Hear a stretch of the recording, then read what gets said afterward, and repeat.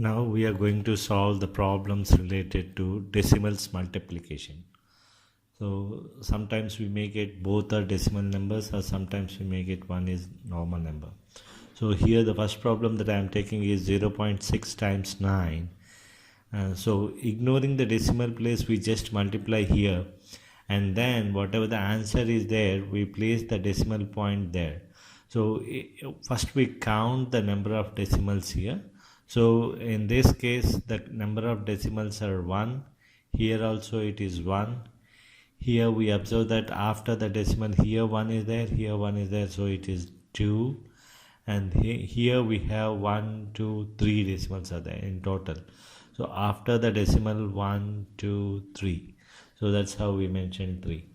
So once we know that how many decimals are there, so in the answer we have to place that many decimals in the answer.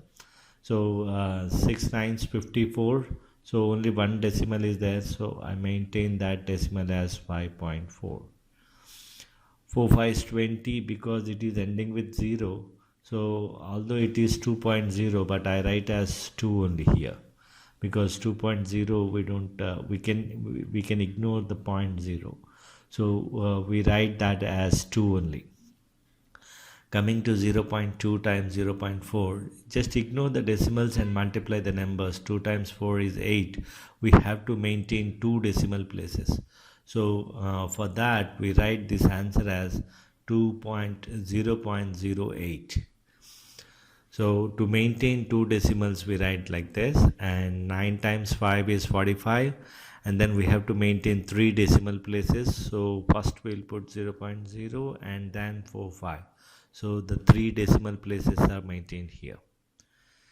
Coming to the problems when 2-digit by 1-digit multiplication where the decimal places are there. Similarly here also we'll count the number of decimal places beforehand. So here we have only 1 decimal place, here we have 2, here we have 1, here we have 2. So knowing that, after that it is a simple multiplication like a 2-digit number by 1-digit number and placing the decimal in the end. So we observe that 5 times 3 is 15. So 1 will be written here and 5 is passed as 50. So that is how we are going to write from the left to right. So 5 times 7 is 35. 35 plus 50 is 85. So 85. So 37 times 5 is 185, but the decimal place is at 1 point, so we maintain that here. So the answer is 18.5. Coming to the next problem here, 5 times 5 is 25. So 2 is retained and 5 passed as 50. The units place 5 is passed as 50. And 5 4s 20 plus 50 is 70. So here 70. So here we observe that 2 decimal places are necessary, and we ignore generally the last zeros. So answer is only 2.7 here.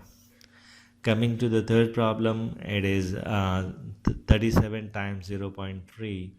Here 3 times 3 is 9. So 9 can be written as 10 minus 1. So 9 can be written as 10 minus 1.